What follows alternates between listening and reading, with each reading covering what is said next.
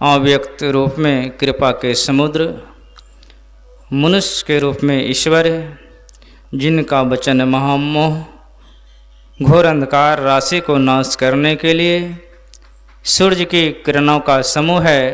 संत सतगुरु महर्षि में ही परमहंस जी महाराज की चरणों में कोटि कोटि नमन और महर्षि संत सेवी परमहंस जी महाराज की चरणों में कोटि कोटि नमन। मंच पर पधारे हुए समस्त बाबा गणों के चरणों में नमन।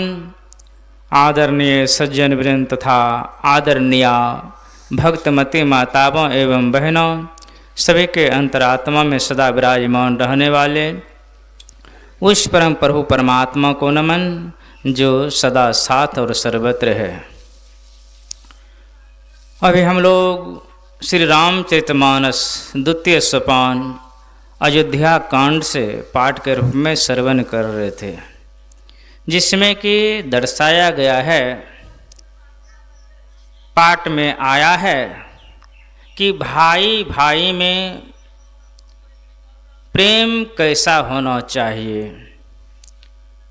भरत और राम में प्रेम कैसा था।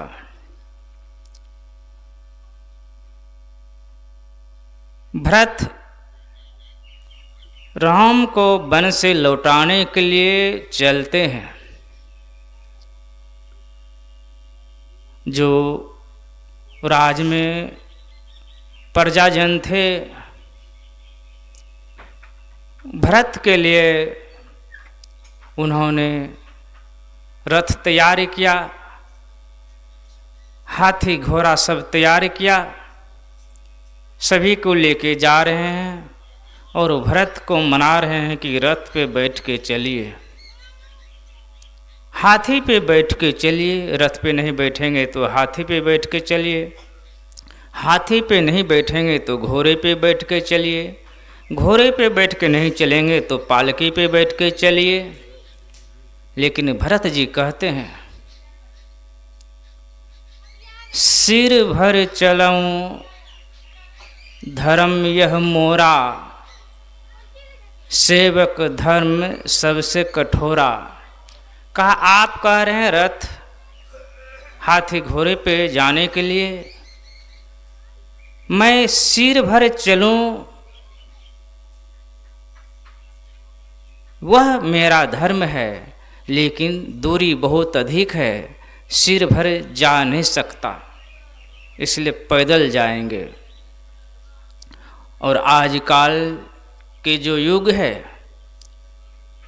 देखा जाता है, सुना जाता है कि भाई भाई में अनेकों प्रकार की लड़ाई होती रहती है। भाई को तो छोड़िए, जिस माता ने 9 महीने तक अपने उदर में रखा,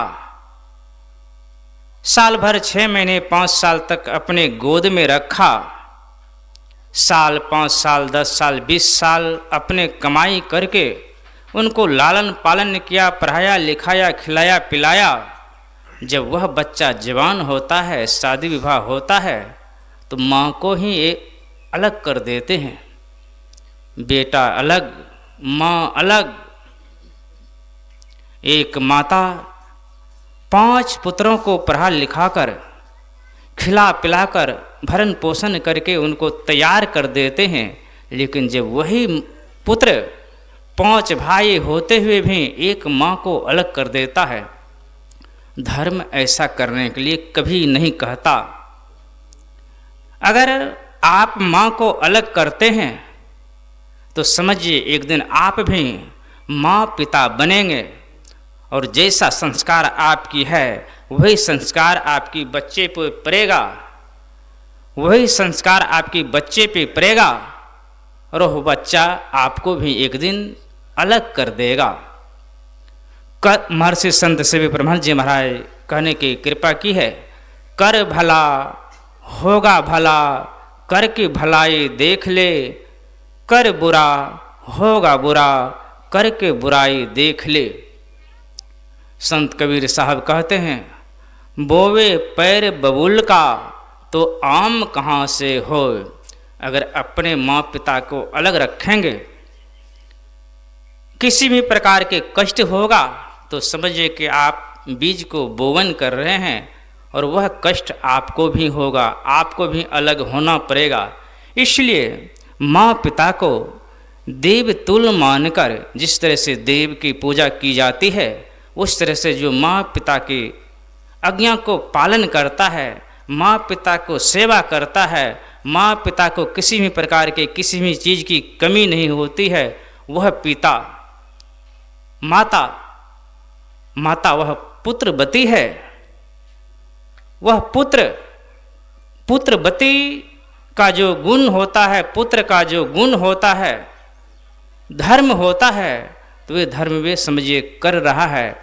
माँ अगर सही से बच्चे को लालन पालन अच्छी शिक्षा दे रहे हैं, वह माँ अच्छी है।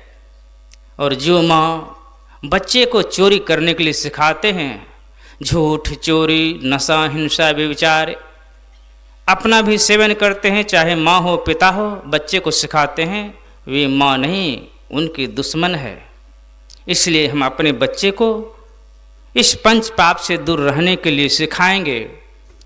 और पुत्र का धर्म है सेवा करने का, तो सेवा जब करेंगे तो ऐसे पुत्र जो भी इच्छा करेंगे उनको इच्छित फल प्राप्त होगा। परम प्रभु परमात्मा उसको इच्छित फल देगा, यानी जो भी इच्छा उनकी होगी शुभ, सारे शुभ इच्छाओं की पूर्ति होता है, जो माँ पिता को खुश करके रखता है। और भाई भरत के विषय में जो सुन रहे थे, अपने भाई जो सहोदर होता है वह दोबारा मिलता नहीं है।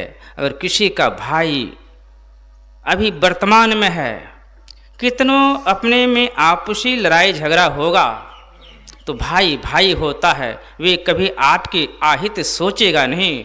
किसी भी समय में किसी दूसरे व्यक्ति से लड़ाई होगा तो सर्वप्रथम भाई दौड़ के आपको पास आएंगे। अगर भाई से आप लड़ाई करेंगे तो दोबारा भाई इस संसार में मिलने वाला नहीं है, दूसरा तो दूसरा ही होगा। भाई कभी अपना सहोदर बन नहीं सकता। इसलिए भाई में चाहे कितनों कुछ क्यों न हो, लेकिन मेल से रहना चाहिए। मेल में बहुत बड़ा बल है, गुरु महाराज कहते हैं। कहानी बहुत लंबी है, इसलिए मैं कहानी को नहीं कहूँगा। मैं विशेष रूप से पूज्य स्वामी रविंद्र बाबा से सुनेंगे, जो महर्षि में ही आश्रम कुप्पा घाट भागलपुर से चल के आए हैं। श्री सतगुरु महाराज की जय।